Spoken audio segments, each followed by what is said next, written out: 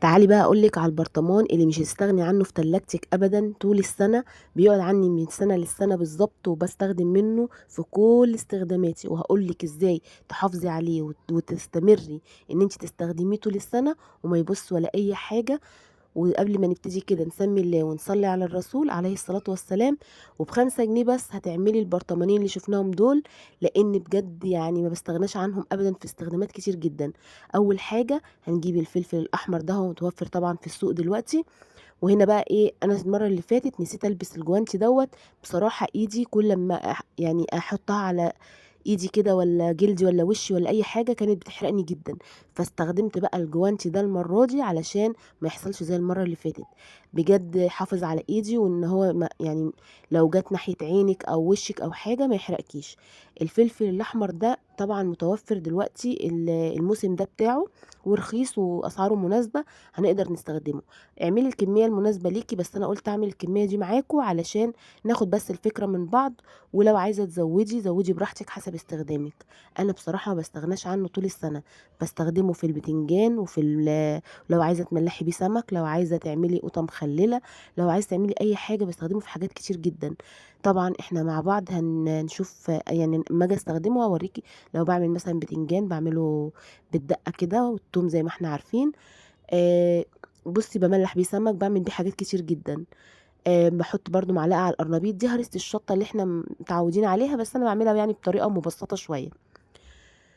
لو وصلتي بقى معايا لحد هنا، يا ريت تقولي لي كده انت بتعملي الطريقة بتاعتي ديت ولا لأ، وهنشوف كده مع بعض. هعمل كمية معاكم حلوة اللي شفتيها في اول الفيديو من حبة الفلفل دولت تقريبا كانوا نص كيلو. ب5 جنيه، يعني هو الكيلو اصلا ب10، وفي كمان ناس بتبيعه الكيلو ونص ب10، على حسب المكان اللي انت فيه. هاتي الكمية المناسبة ليكي ولاستخدامك، واعمليها بقى بالطريقة ديت، هتسهل عليكي حاجات كتير جدا. انا هنا قطعت الفلفل الاول، غسلته طبعا وقطعته، وشلت الجزء اللي هو العنق بتاعه دوت والبذر، بحيث ان احنا برضو ايه نسهل على نفسنا. والبذر دوت يعني بيقولوا انه بيتعب المعدة وكده، فحاول ان انا على قد ما اقدر اشيله يعني من قرن الفلفل. هتجيبي بقى هنا كمية ليمون مناسبة كده على حسب الكمية اللي انت هتعمليها زي ما قلت لك. انا جبت حوالي 5 6 ليمونات كده، ولما لقيتهم صغيرين يعني مش فيهم ميه كتير، زودت كمان ايه ليمونتين 3 عليهم. هقطع الليمونه الاول نصين كده، اشيل منها البذر، وبعد كده اقطعها بقى ايه 4 تربع، او يعني مكعبات صغيره كده، بحيث انها اسهل على الخلاط. هقطعه معاها وهفرمه معاها كمان، هيديها طبعا الريحة الحلوة، وفي نفس الوقت هيحافظ عليها. وهنضيف الثوم والملح، وهتبقى معانا الدقة او الهريسة. بصي زي ما تسميها بقى سميها. شوفي انتي حسب ما الاسم يعجبك. انا بسميها الدقة اللي بستخدمها صراحة طول السنة. بحطها بقى في الفريزر او في باب التلاجة. بطلع البرطمان الصغير ده في باب التلاجة لما بيخلص. او احتاج اكمل تاني باخد الكبير بكون حاطاه في الفريزر. ما تقلقيش لو البرطمان ازاز، ما بيجراش حاجة، ما بيفرقعش. طول ما انتي سايبة حوالي 2 سنتي كده من البرطمان، يعني مش مالية البرطمان على الاخر. سيبي مساحة كده، لان طبعا احنا عارفين الحاجة لما تتحط في الفريزر حجمها بيزيد. فسيبي مساحة بحيث ان هي البرطمان ما يفرقعش. لو انتي ما سبتيش جزء من البرطمان فاضي، طبعا لما بيتجمد في الفريزر بيبقى عايز مساحة اكبر. فانتي طبعا طبعا بتكوني قافلة الغطا، فبيضطر ان هو يعني ما بحجمه بيزيد، البرطمان بيفرقع. لكن لو انتي سايبه مسافة ما بيحصلش اي حاجة. على ضمانتي من السنة للسنة تقدري تستخدميه وتحافظي عليه في الفريزر، ما تقلقيش من اي حاجة. هوريكي البرطمان اللي عندي من السنة اللي فاتت بستخدم منه على مدار السنة كلها، أي حاجة بحتاجها بستخدم فيها منه، وبشيله تاني في الفريزر، ما تقلقيش من أي حاجة. هنحط بقى كمية على حسب الكمية اللي انت هتعمليها. حطي ملح مناسب ليها، يعني أنا هنا حطيت حوالي 4 5 معالق، بحيث ان الكمية ما شاء الله كويسة يعني مالية الخلاط.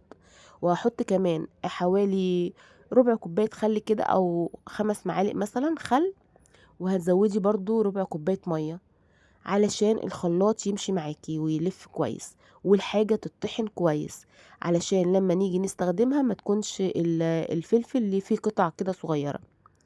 هنا بقى هنحط زي ما قلت لك كده 4 5 معالق من الخل، وحطيت الملح والثوم والليمون.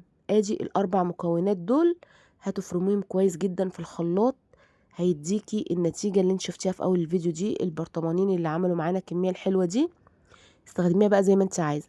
انا بعد ما عملت معاكم كده استخدمتها في ملحت بيها سمك، وعملت جنبها جنبه قطة طرنشات. طماطم كده قطعتها طرنشات او سلايز. بتحطي بقى عليها كده الحبة من الدقة دي، بتديها طعم جميل جدا. وعملت بتنجان برضو عملته بالدقة كده، ومعاه قرنين فلفل، قليته كده بقرنين فلفل. ما شاء الله اللهم بارك، طعمها مش قادرة اقول لكم على جمالها. وطبعا الليمون هيحفظها، ومش تلاقيش من اي حاجة، ولا هتبوظ ولا تعفن ولا اي حاجة. لو وصلتي بقى معايا لحد هنا، لايك كده وكومنت حلو وتقولي رأيك في الفكرة دي. انا زمان كنت بعملها في الهون اللي احنا بندق فيه التوم، لكن لقيت موضوع الخلاط ده اسهل واسرع، وكمان بيديني نتيجة كويسة. بصوا بقى، انا عندي البرطمان ده اللي كان فيه التوم خلص، ما غسلتوش، حطيت فيه لان انا كده كده هستخدم توم فيها، يعني ايه، هي حطيته بقى كده وسبت له مساحة زي ما بقول لكم. قلبيها كويس جدا عشان ما تبقاش انا هنا بقلبها كويس علشان الجزء اللي فيه توم دوت يبقى من ضمن البرطمان.